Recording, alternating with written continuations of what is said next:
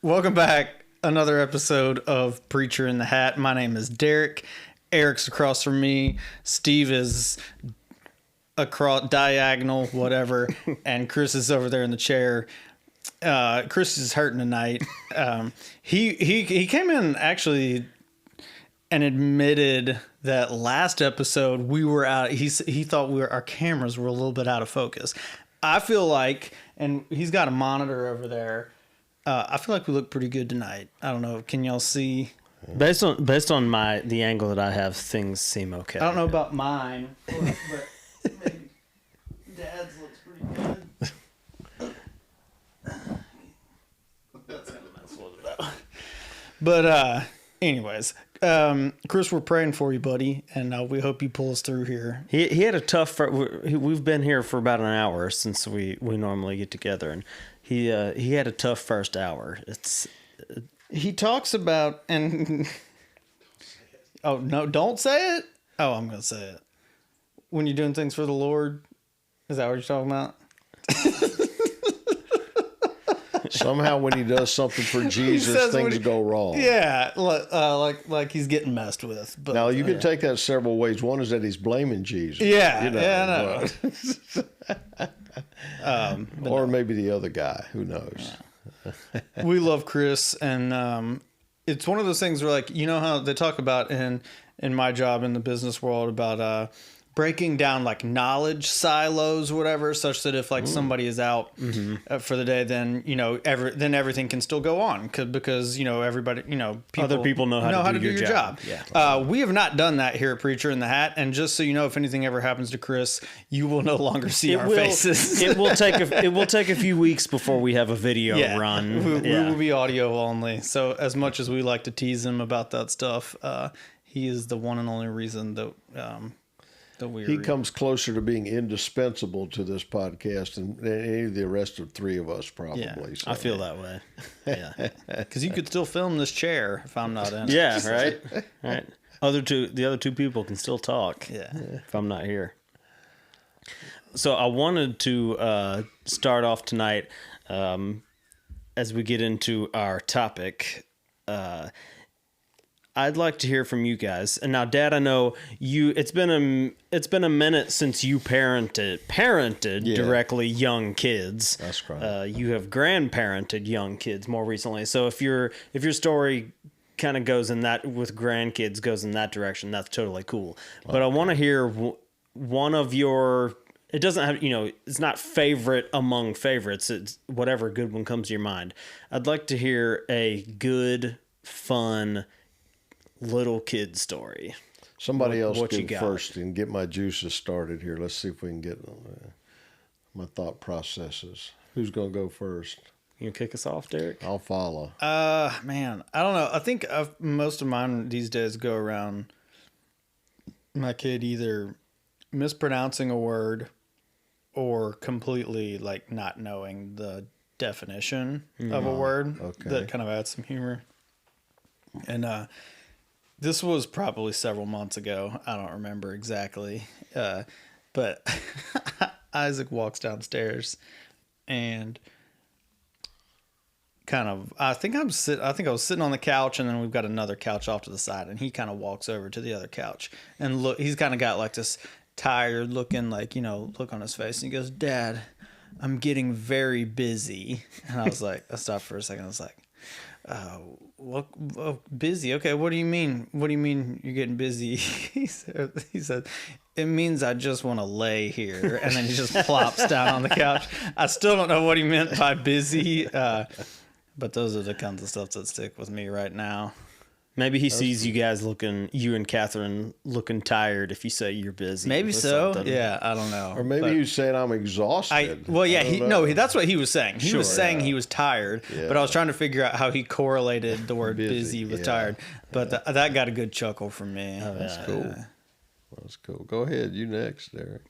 So I have a great story from my son, Nate, who at the time, according to when I marked this story down, would have been 3, so closing in on 3.5. And if you if you know anything about Nate, he's been talking for a while. He was putting some decent words together before he was 1.5. He went to, doctor's appointments all up until 2 years old, and they're like, oh, he's way ahead. He's 6 months ahead. He's 10, whatever. Really ahead with his speaking. So he's 3.5 in the story, and it's still, but it was really, really clear. So even you're thinking like, oh, nobody, hears what he's saying because he's 3.5, and you probably only heard it because you're his parent. But he's been very clearly audible for a long time, and so his age is shouldn't deceive in this story. We were walking around our neighborhood, and we have, besides the fact that it's really hilly, we have a very walkable neighborhood. Even though a lot of cars come in and out, it's, slow roads. Nobody's just like screaming down. Plenty of stop signs that slow cars down. So very easy to walk. So when we get out and walk, there's usually like, a lot of other people walking, and lots of dogs all over the place. So we, on this one particular road, close to Derek, your house, right around the corner from there, there's a couple of dogs that stay in their backyard primarily. They're not always out there when we walk by, but sometimes. And we walked past, and one of the dogs saw us and started barking, constantly, like nonstop. Not really bothering us, because unfortunately we have dogs that do the same thing to other people. But Nate is in addition to being good at talking, he's also a greeter. And so that also includes not just people, but, dogs and animals other animals that notice him. And so this dog notices him, and Nate's in a double stroller with his sister next to him. And he leans over to the dog and towards the direction of the dog. And he's like, hey, puppy dog, yelling at him. And then in that same, loud, so he's being loud to get the dog's attention, to make sure the dog hears him, because, he thinks the dog knows what he's saying, I guess. He doesn't tone it down after that. He stays at the yelling, but he's no longer talking to the dog. And so now he's talking to me and Michaela, but he's just yelling at that same intensity. He goes, boy, she's a fat one, isn't she? And you're like, owner's inside. Yeah. Okay. Pick up our walking speed a little bit. Go. We're like, buddy. Now, he was talking about the dog. The dog, 100%. And he wasn't wrong. But it's one of those things you're like, oh man, we got to make sure that's not a comment. That's not something that we start to comment on. But it's one of those things that you don't expect either. And also, when you think of kids that young age, where did you hear? I'm not even talking about that. I'm talking about the structure of the sentence too. Yeah. You're like, boy, that's a fat one, isn't she? Like, what? Who told you to talk like that? I have no idea. I love that one. That's one must come out of nowhere. That's one of my favorites. You mentioned saying the wrong words or something like that. Yeah. For our daughter Sadie, she just turned 2 about 3 months ago or so, and my favorite thing of hers is not necessarily funny, but just a mispronunciation. Is she got really into the habit of talking about things that are scary or not scary. Oh, that's scary. That's not scary. Vacuums. She's really not into loud stuff. And so, like a leaf blower like I said, vacuums, stuff like that, washing machine, she'll describe them as scary. She really just means loud. But the word that she mispronounces scary, and she says Gary, like the name Gary. That's my favorite one. So yeah, she's like, oh, cool. Dad, that's Gary.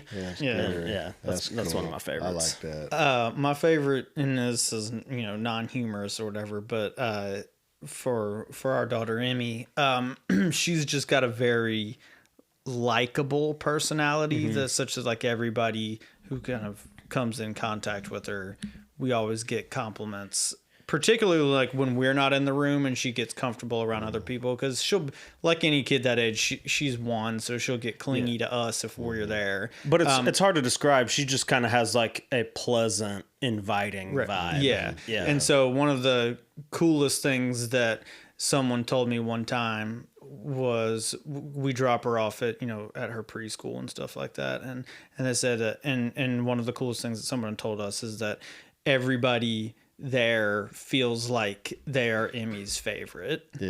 And she just kind of has this way of making people feel like she just really enjoys being with them. Yeah, that's cool. And so I'm like super proud of that as her dad, because I know that's not a gift that I have. But I'm not saying I'm unpleasant, but I'm just saying but by default. But it's just one of those things I'm like really proud of, because I don't have it, and I'm so glad that that she does, because it's just cool to see. Yeah, that's cool.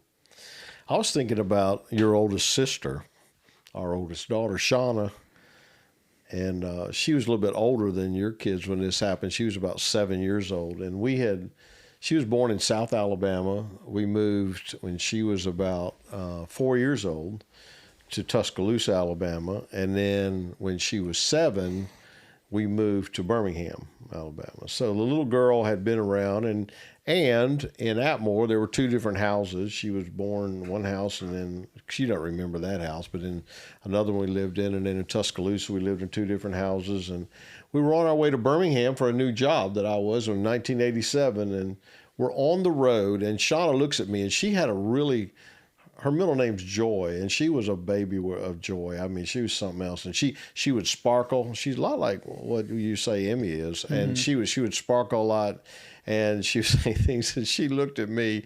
She could be sassy too, and I loved it, the way she was sassy. But on the way over, she looked at me from Tuscaloosa to Birmingham, and we were in the van in the car, and she looked at me. She said, "Now, Dad, this is the last time we're moving." It wasn't the last time they moved. Oops. Yeah. But it was so funny that she felt the confidence to tell me we're not moving anymore. Now, when she said it, she did not say it. She didn't say it in a hostile. She wasn't upset about it. She was just like matter of fact, like, Dad, this is the last time we're moving. So I just never forget hearing that voice with a cute little way you she think said like it. we probably need to create some type of like timeline graphic for our viewers of all of the times that Dad has moved in his life, because I can't even follow all of the stuff, because even now when he talks about stuff, I'm like, oh yeah. And don't even try to do it verbally right here right now, because I'll just get lost. Yeah. No, I won't do the timeline for you, but I'll give you some quantity. Oh yeah, I know. I heard in the first 12 years of our marriage, we lived in 12 different facilities. Houses. That's wild. Yeah, in the first 12 years of our marriage, we lived that many different places, and those were in different locales too. We moved, to a lot of different places too. So, but in each town, we usually lived about 2 or 3 different places in each town we went to. If you don't know our parents, I know a lot of y'all know my dad. Y'all know Steve and my mom Lenora, but they don't accumulate a lot of stuff. Yeah. And I don't necessarily know that it was by nature so much as that it was just they couldn't do that because they moved so dang much, and it became a habit. Yeah. They're not pack rats. That's right. Like you think about to go, someone's house who's you lived for as long as you have, you think you'd go in, and if somebody said, hey, pack up all their stuff and move out, you'd be like, oh no. Yeah. But it is. Not us. I We're mean, good. like, we got Dad's bookshelf back there. That's probably That would be the roughest task. I think. probably the bookshelf. Well, that bookshelf back there would be a lot bigger if I'd have kept all my books. Because when we moved, almost every time we moved, I would give away some of my books. At the house in Center Point, which I know means nothing to anyone else, but double this. Yeah, like that's we're true. looking at hundreds of books, and it was at least double. and he that. had books in the basement as well. That's true. We did. Oh, I forgot about that. But when we made a move when Derek and I, the move we're talking about when Derek and I were in 5th grade, and you guys downsized A 3 like bedroom, half. too. Yeah. I mean, or so. Square and so footage, yeah. So everything had. I mean, just everything had to go. But that was cool. I like it that way, honestly. As I look back on it, it was good. Because I see some people that, we've been married 46 years, and I see them trying to sell their houses and move on, and it takes forever. I mean, like, because there's stuff, but that's not true. Dad for was us. minimalist before it was like a cool thing to do. I think that's right. Like yeah. everyone now, like minimalist, whatever. They just always Get rid of it. Yeah. And so where we live now, this house where the podcast studio is we were talking the other day of what sort of record it is. We have lived in this house since 2015, and it is 2024. 9 years. Man, are you kidding me? That's a long time for Miss Lenore and I. But there you have it. We didn't make it that far at any. I remember after we moved here one time, I was making mention at a family gathering to somebody just about different houses, and Eric, you spoke up and said, "Wait a minute, what am I hearing back here? Because here's what we know. If we'd move out of this house now, we would probably be disowned by not only our children, but our grandchildren." I think we're stuck. I know we're here. we've lived in our house now for almost 10 years, and 9 years. We've been 9 years, and I think it's the longest I've ever lived anywhere. Probably. It is. It would be. Yeah, it would be. Absolutely. 100% is. Yeah. Now, we were funny to not, think the about. bill collectors were not chasing. We just moved. Oh yeah, no, that's the funny part about it is like we were talking about like they downsized. Is like what they weren't like. Oh well, Mom and Dad weren't. It was not a financial thing. In fact, that house probably cost more did. than. It But did. it's like they just moved. Like that. It was just a. just it was a a thing. thing. Yeah. It was just a thing they did. So It's like you go on like folks who go on international vacations. It's like that's your thing. Moving is their thing. So on the issue of moving, back to my story, it is clear that we did not follow the instructions or advice of our oldest child, who said, "Now, Dad, this is the last time." So much famous last words. no. It wasn't even close. Wasn't even close. I love that though. Anyway, I had we started last episode off a really cool story. I say story, kind of a quick situation that happened with Isaac and some ways that he responded. I had a cool interaction with my son Nate this past weekend that prompted kind of what I wanted to talk about some today. And I was taking him slightly out of town, back to Tuscaloosa, your old stomping grounds there, for part of the day on Saturday, just me and him. So he spends, 24/7 with his sister, and we thought, hey, this would be a good opportunity to maybe, get them a little bit of time, some time apart, and for me to do something cool with him. And there's no way she wants to go, my daughter Sadie wants to go sit at a football game, a spring game. There's no chance. She went to one in the fall and it was a disaster. And so I decided to take something for just me and Nate to be able to do together, and we stopped at this diner about halfway to Tuscaloosa. The reason we stopped is because it was named after his sister, my daughter Sadie. So Sadie's Diner is where we were eating, and we're sitting up there. It's got a little bit of an old school vibe, not much. I say old school vibe because it's got the old like 3-sided bar where like the wait staff is in the middle, and it's a bar with bar stools all around, all on 3 sides. So just like bar stools wrapping around the whole way. And so we're up on these bar stools, and he's loving it. It's great. He's having a good time. And I hadn't really broached any kind of like big subject with him. I thought maybe I'd have a little bit more, some quote unquote adult conversation with him, at some point throughout the day. Just try to get him talking about some stuff, but had not done so at that point. We were just kind of still on the high. He's just kind of still on the high of, hey, we're out and we're going, we're doing something. And, and he's having a blast, and he just touches me. He touches me on the shoulder. He's super communicative, and like when he touches you, like touch is a big deal to him. And so, when he puts his hand, if he puts his hand on you and he's not joking, like he's probably gonna, you want to listen to what he's gonna say, even at 4 years old. And so he just puts his hand on my shoulder, and he's like, Dad, I'll always love you, just like God always loves us. And, like in that moment, you want to be like, I don't know exactly what you want to do. I'd love to know what you did. But you want to be, you're like, well, And, I mean, it's because it's like emotional to hear something like that. But also like really cool. And then you also have this urge to praise it and be like, buddy, thank you so much. I love that tone, whatever, like tell him that's great. Tell him he's how do I do this? You also want to like soak it in, because like, when somebody, because if an adult says something like that to me, I'm going to take it seriously. Right. So I should probably do the same thing, even if it's my 4-year-old that says something to me. I shouldn't be like, oh, buddy, wow, that's, that's so kind, that's so sweet. Like, I mean, yeah, it is, but I really want him to feel like, I don't even know. I wanted him to feel like it was. So what'd you tell him? I don't remember.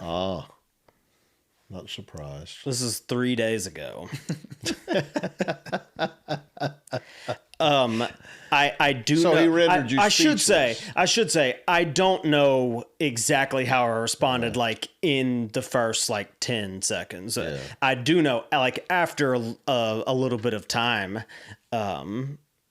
I was like, buddy, I love you just the same way. And, and I was like, and you're absolutely right. God does love us that way. Mm-hmm. And so thank you for that. So I know I kind of like closed the deal, down with that, but like right off the bat, I'm not sure exactly how my face looked or what I said. But it was like, there was so much packed into that. Oh, I mean, for me. No wonder you didn't respond. I mean, that's the kind of stuff that can render anybody speechless. I mean, like when a kid does that, it's like, first of all, where in the world did that come from? You know what I'm saying? Like he knew how to make that connection. Well, I'm sitting there thinking, like minutes later, I'm like, when have I ever said, Nate, I love you? Just like, just like God, I've never said that like that. No, I know. And Dad, you might be able to speak to this a little bit more, but where do we lose that? I guess because I'm thinking about too some of the things that like my kids have said that I'm just like all inspired that they said it. Yeah. And but it's almost like as we get older, we stop saying stuff like that as much. That's an interesting. That's a good question, Derek. I don't know. I don't know if we think enough about that sometimes. In other words, it's kind of like Jesus reminded us, be like a child. Right. It's kind And of we've interesting, talked isn't about it? It's, And we've it's so talked funny because about like I that. think we've said that. Yeah, we have like over and 3 over. or 4 Yeah. times. Yeah, we have. You know, already.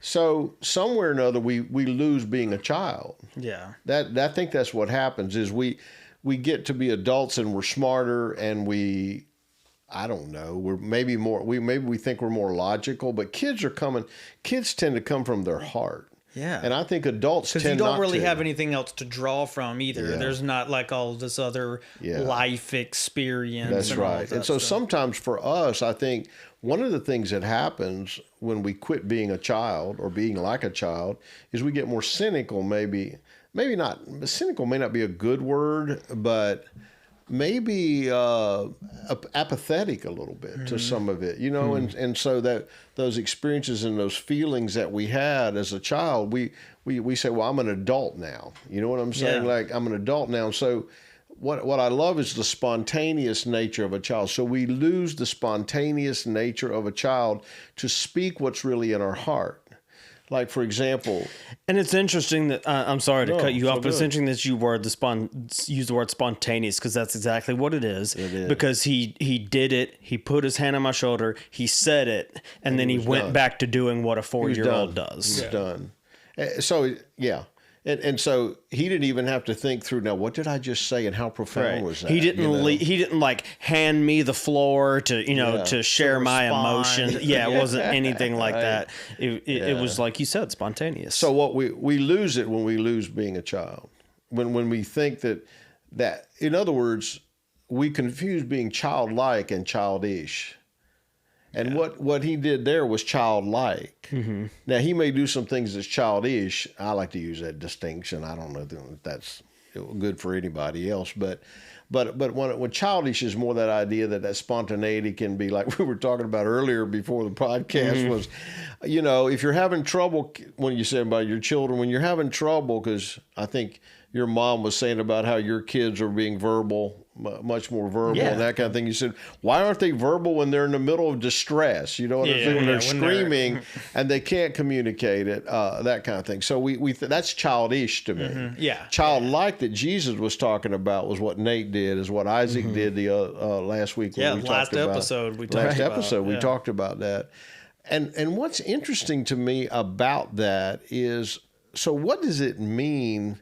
Children feel in this moment, they feel an attachment. An attachment to he felt an attachment to you that he expressed when he puts his hand on you.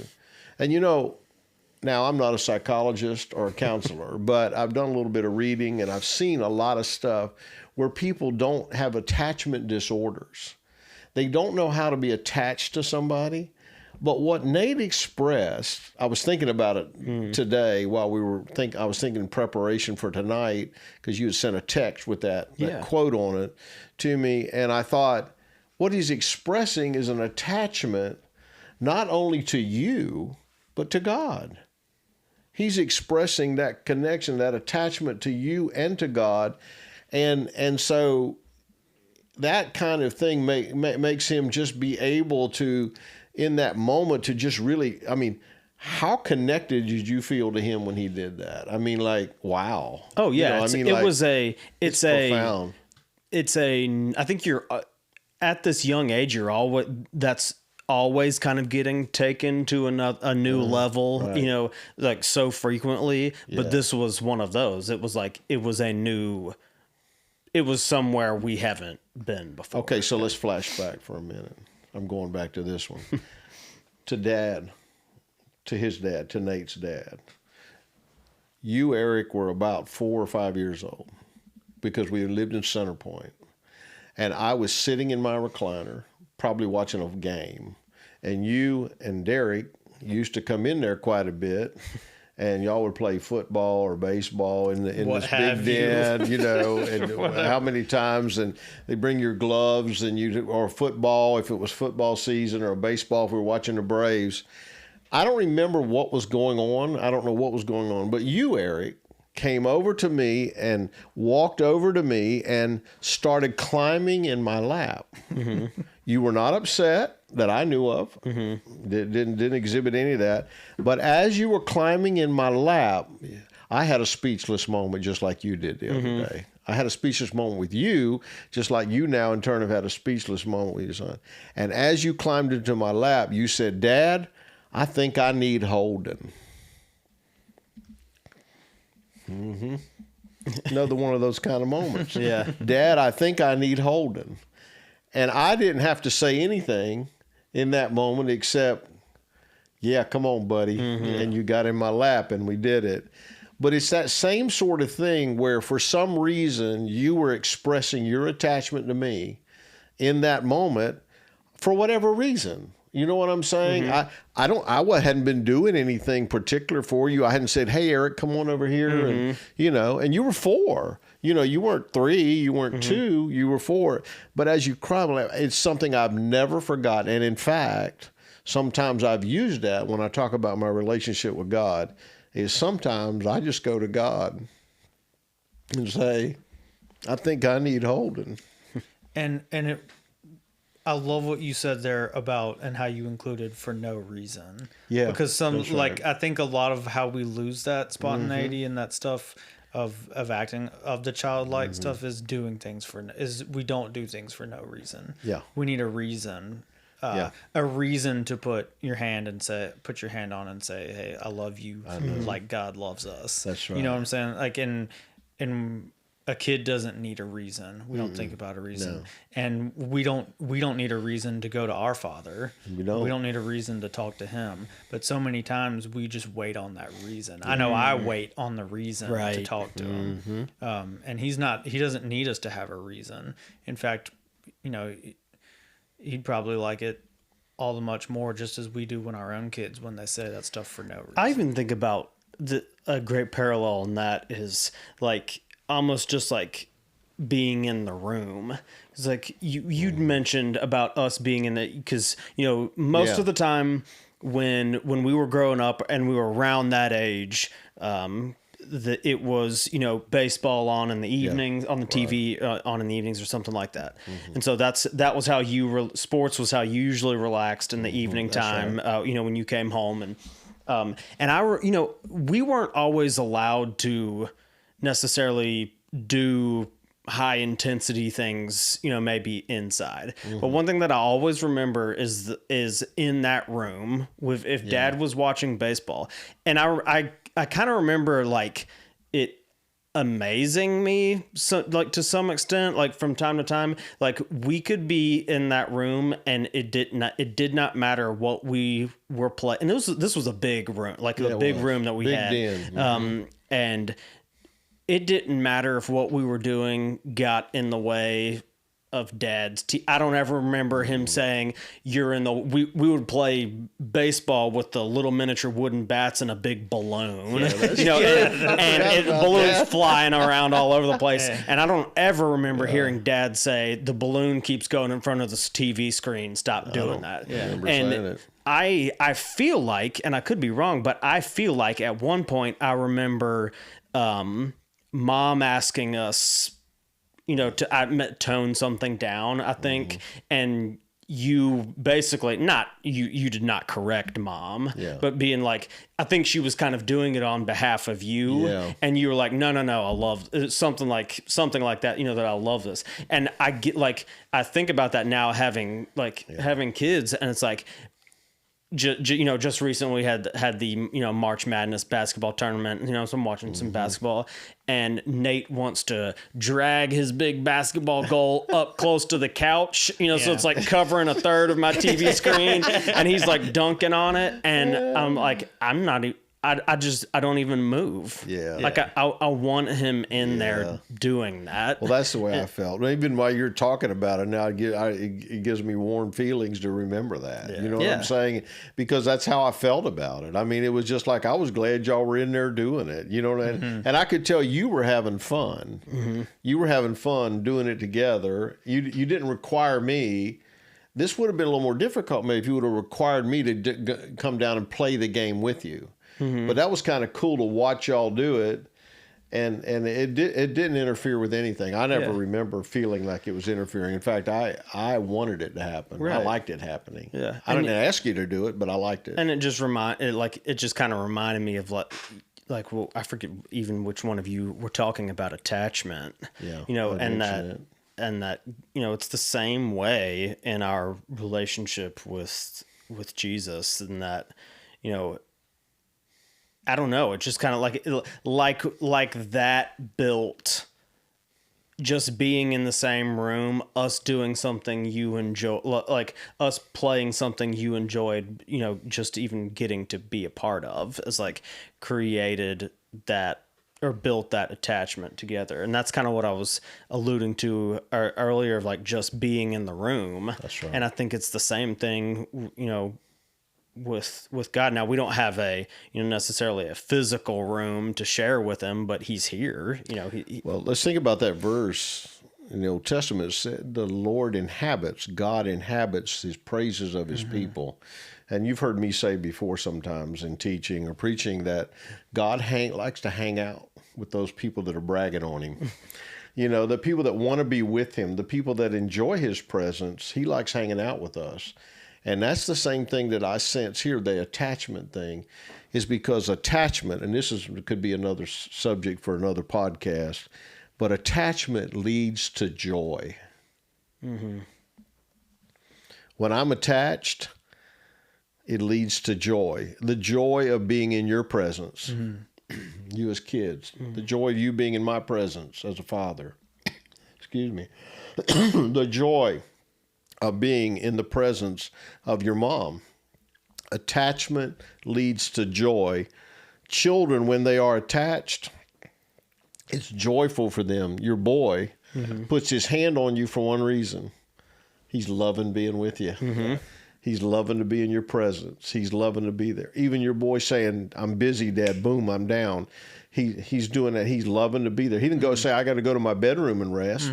He said, "Right here in the presence." And so attachment and presence leads to joy. And that's what children teach us so many times. And so I've said it over and over again, and I'll finish with this tonight. For me, is when I grow up, I used to say it when y'all were little, when I grow up, I want to be just like my children. And now, since I have grandchildren, I say, when I grow up, Papa wants to be just like his grandchildren. Yeah. For the reasons we just described in these stories. I'm done. Let y'all finish up. I was so I didn't know the subject. I didn't know that part about attachment was going to come up tonight. But I wanted to close on a couple of verses that I feel like tie in so well, because he has built an attachment with us, with his love, that nothing can sever. That's right. And I just think that's a beautiful way to wrap it up. Yeah. It's Romans 8:38 and 39, and a lot of people have heard these verses a lot of times. But Beautiful. For I'm convinced that neither life nor death, neither angels nor demons, neither the present nor the future, nor any powers, neither height nor depth, nor anything else in all creation will be able to separate us from the love of God that is in Christ Jesus our Lord. That's true for all of us in this room. That's true for you if you're watching. That's right. For Derek, Steve, Chris behind the cameras, I'm Eric. This has been Preacher in the Hat. We'll see you next time.